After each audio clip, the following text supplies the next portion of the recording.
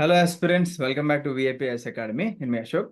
So APSC group 2 మెయిన్స్కి mains examination మనకి టెంటేటివ్గా 28th July అని చెప్పేసి అన్నారు. సో మనకి అది పోస్ట్ పోన్ అయినా అవ్వకపోయినా మీరు అదే డేట్న ఫిక్స్ అయ్యి చదువుతున్నారు కాబట్టి చాలామంది స్టూడెంట్స్ మనకి మెసేజ్ చేస్తున్నారు, సార్ మెయిన్స్ ఎగ్జామినేషన్లో కట్ ఆఫ్ ఎంత ఉండొచ్చు అని చెప్పేసి. సో ఒకసారి నా స్క్రీన్ షేర్ చేస్తాను చూడండి. సో అసలు ఈ ఇయర్ మనం ఎగ్జామినేషన్ యొక్క కట్ ఆఫ్స్ డిస్కస్ చేసే ముందు నేను ఒక మాట చెప్తానండి. మొన్న చాలా మంది ప్రిలిమ్స్ పోవడానికి రీజన్ ఏంటి తెలుసా?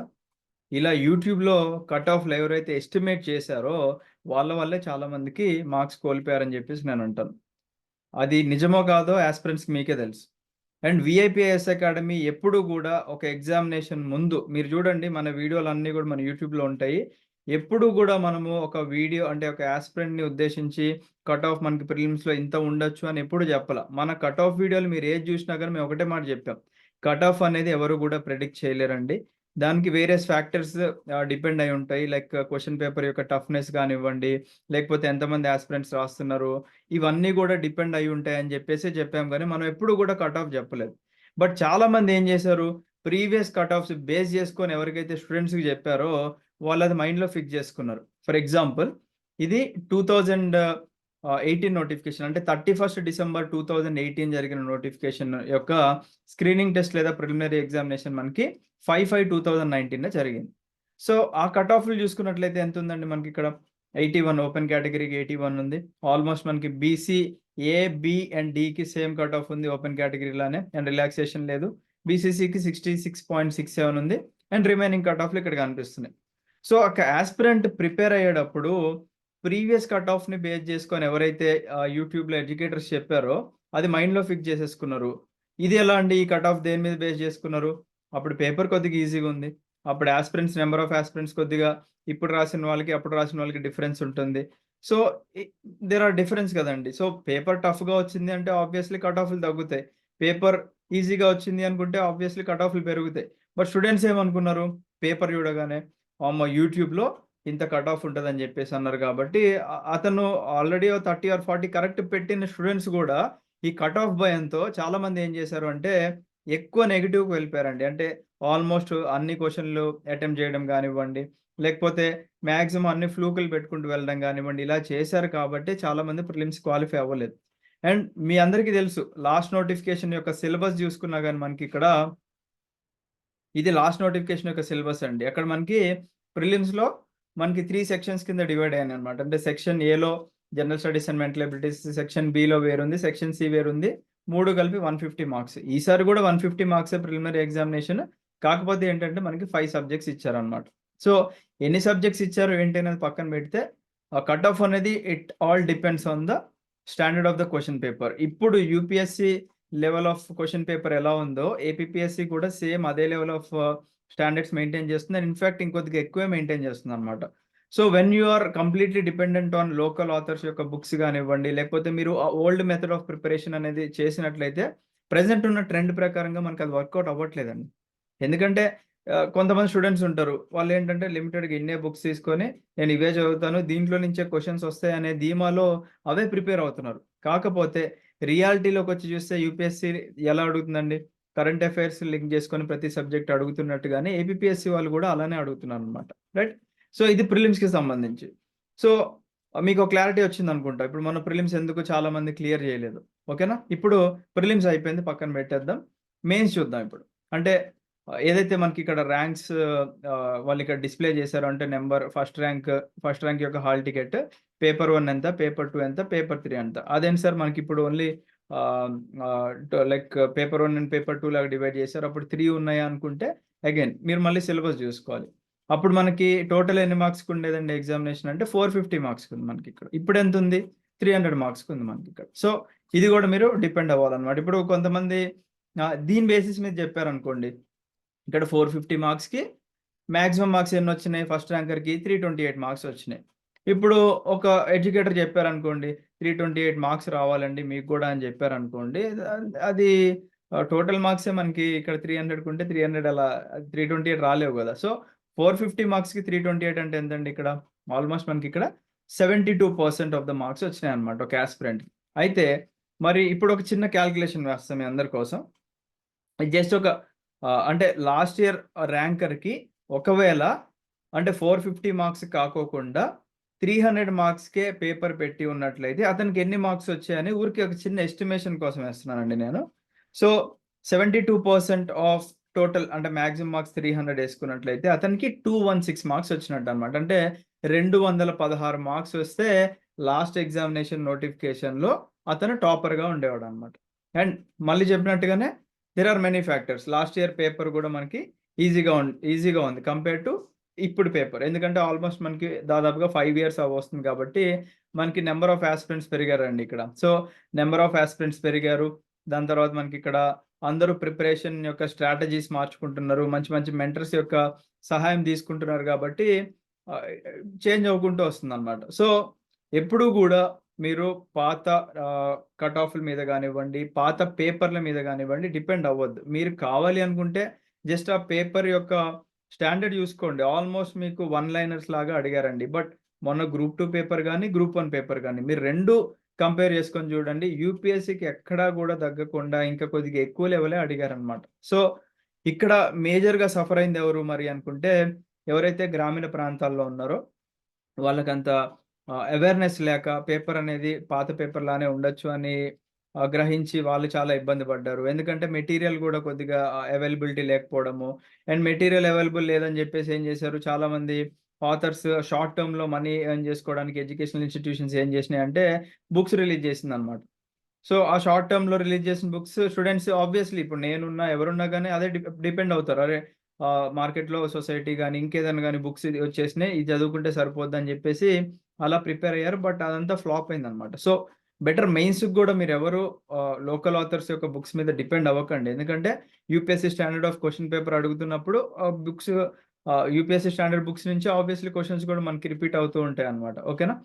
సో, ఇదొక క్లారిటీ అండి. అండ్ వన్ మోర్ ఇంకోటేంటి అంటే, ఎగ్జామ్ మీరు రాసేటప్పుడు ఎప్పుడూ గూడా కట్ ఆఫ్‌లు మీ మైండ్‌లో పెట్టుకోకండి. ఓకేనా? మళ్ళీ మీకు మెయిన్స్ పేపర్ గూడా టఫ్‌గానే ఇస్తారు ఆబ్వియస్‌లీ. ఎందుకంటే, మనకి ప్రిలిమ్స్ టు మెయిన్స్ రేషియో 1:100 తీశారు గాబట్టి, ఆబ్వియస్‌లీ మెయిన్స్ టఫే ఇస్తారు మళ్ళీ. ఎందుకంటే, ఉన్న దాంట్లో నుంచి మనకి ర్యాంక్స్ తీయాలి గాబట్టి. సో, అలాంటప్పుడు మీరు ప్రిలిమ్స్‌లో చేసిన మిస్టేక్ జేయకండి. అంటే ఇప్పుడు పేపర్ బాగా టఫ్ వచ్చిందనుకోండి, that will be tough for everyone. Tough అంటే అది అందరికీ టఫే ఆబ్వియస్‌లీ. బట్ ఎవరైతే సిలబస్ ఇన్ టైమ్ కంప్లీట్ చేసుకొని, ఇన్ టైమ్ రివిజన్‌లు చేసుకొని, బాగా టెస్ట్ సిరీస్ రాసి వాటిని అనలైజ్ చేశారో, వాళ్ళకి కొద్దిగా ఎడ్జ్ ఉంటుందన్నమాట. రిమైనింగ్ అందరికి కూడా పేపర్ టఫే కాబట్టి, మీరెక్కువ నెగెటివ్‌కి అంటే నెగెటివ్ మార్క్స్ ఆబ్వియస్‌లీ ఉంది. ఎక్కువ ఫ్లూకులు వేయడానికి ట్రై చేయకండి. ఫర్ ఎగ్జాంపుల్ ఇప్పుడు పాలిటీ పేపర్ ఉంది. ఫర్ ఎగ్జాంపుల్ తీసుకుందాం. 75 మార్క్స్ మాక్సిమం మార్క్స్ మనకి. సో ఈ 75 మార్క్స్‌కి మీరొక 40 మార్క్స్ అంటే పేపర్ బాగా టఫ్ వచ్చింది. ఒక 40 క్వెషన్స్ మీరు ఆన్సర్ చేశారు. So, that will be fine అండి. ఎందుకంటే, ఆ టఫెస్ట్ పేపర్‌లో 40 ఆన్సర్ చేయడమే కరెక్ట్ అనుకున్న సిట్యుయేషన్స్‌లో మీకిప్పుడు మైండ్‌లో వచ్చిందనుకోండి. అరే! 40 మార్క్స్ సరిపోవేమో, 75 మార్క్స్‌కి అందరికి ఆల్‌మోస్ట్ 70లు, 65లు వచ్చేస్తాయేమో అని చెప్పేసి మీరు నెగెటివ్ మార్కింగ్‌కి వెళ్లారు అనుకోండి. ఆల్రెడీ ఒక ఎగ్జాంపుల్ కూడా చెప్పాను. ఒక స్టూడెంట్ గ్రూప్ 1 ఎగ్జామినేషన్‌కి ప్రిలిమ్స్‌లో మనకిక్కడ మొన్న జరిగిన గ్రూప్ 1 ప్రిలిమ్స్‌లో ఆల్రెడీ తను ఒక జాబ్ హోల్డరే. ఓకేనా? పోలీస్ డిపార్ట్‌మెంట్‌లో చేస్తున్న పర్సనే 20 క్వెషన్స్ ఇట్లా ఫ్లూక్‌లేసారండి. అంటే ఫ్లూక్‌లంటే ఏంటంటే ఏదో రాండమ్‌గా పెట్టేసొచ్చారు. దాంట్లో 19 తప్పయినాయన్నమాట. సో, మీ అందరికీ తెలుసు. మనము గేమ్స్ ఆడుతూ ఉంటాం కదా! చిన్నప్పుడు. బొమ్మ, బొలుసు అని. అంటే హెడ్ ఆర్ టెయిల్స్. అలా టాస్ ఏసినప్పుడు ఇట్లా చేతిలో పట్టుకున్నప్పుడు మనకి ఐదర్ హెడ్ రావచ్చు లేదా టెయిల్ రావచ్చు. అంటే మీకు 20కి 20 హెడ్స్ రావచ్చు. 20కి 20 టెయిల్స్ కూడా రావచ్చు. అంటే ఇక్కడ మీ లక్ చూడండి. ఒకవేళ మీకు బాగా దరిద్రం వెంటబడుతుందనుకోండి, ఆల్‌మోస్ట్ మీరు పెట్టినయన్ని రాంగ్ అవుతాయి. ఒకవేళ మీకు లక్ ఫేవర్ చేసింది అనుకుంటే, మీకు ఒక 19 కరెక్ట్ అయినాయి అనుకోండి. అప్పుడు ఎలా ఉంటుంది? మీకు కంప్లీట్‌గా చేంజ్ అయిపోతుందన్నమాట. మీ యొక్క ranking system.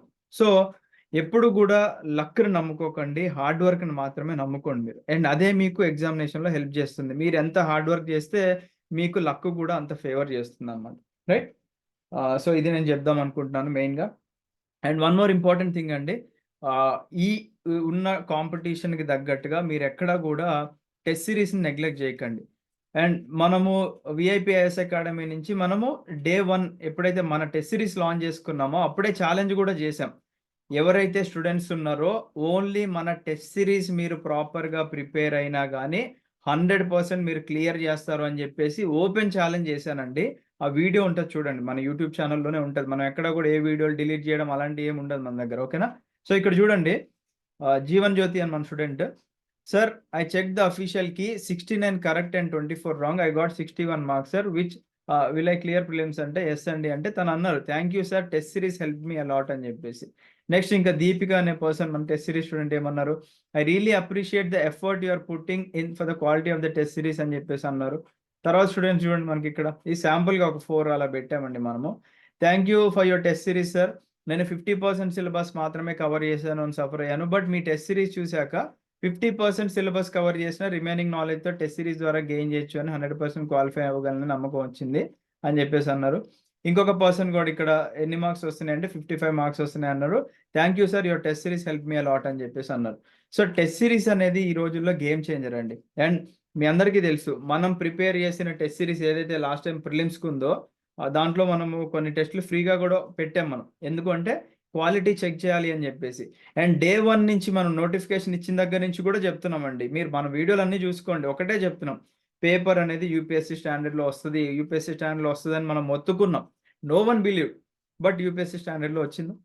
And next test series కూడా మనం యూపీఎస్సీ లెవెల్లోనే ఇచ్చింది. ఎందుకు అంటే ఒక స్టూడెంట్కి ఇక్కడ ఒక భయాన్ని క్రియేట్ చేయాలండి. ఎందుకంటే అరే క్వశ్చన్స్ ఈ లెవెల్ ఆఫ్ క్వశ్చన్స్ వస్తున్నాయి కాబట్టి నేను నా ప్రిపరేషన్ స్ట్రాటజీస్ని మార్చుకోవాలి, నేను కూడా కొద్దిగా స్టాండర్డ్ పెంచుకోవాలి అని ఒక స్టూడెంట్ మైండ్లోకి రావాలి అని చెప్పేసి మన టెస్ట్ సిరీస్ అన్నీ కూడా యూపీఎస్సీ స్టాండర్డ్లో ఉంటాయండి. కావాలంటే మీరు చెక్ చేసుకోండి.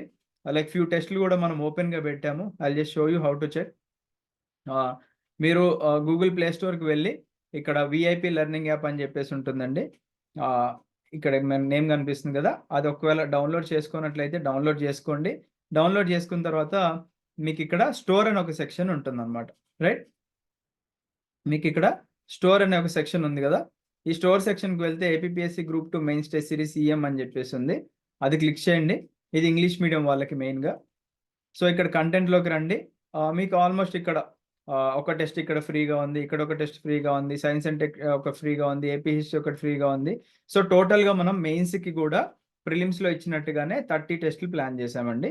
సో కొద్దిగా మన టీం అంతా కూడా తెలంగాణ నోటిఫికేషన్స్ అంటే ఇవాళతో సిలబస్ అయిపోతుంది, వాళ్ళకి కొద్దిగా బిజీ ఉన్నారు. అండ్ చిన్న చిన్న టెక్నికల్ ఇష్యూస్ అనేవి వస్తూ ఉంటాయి కాబట్టి ప్రెజెంట్ 10 టెస్టులు అయితే ఇచ్చాం మనము.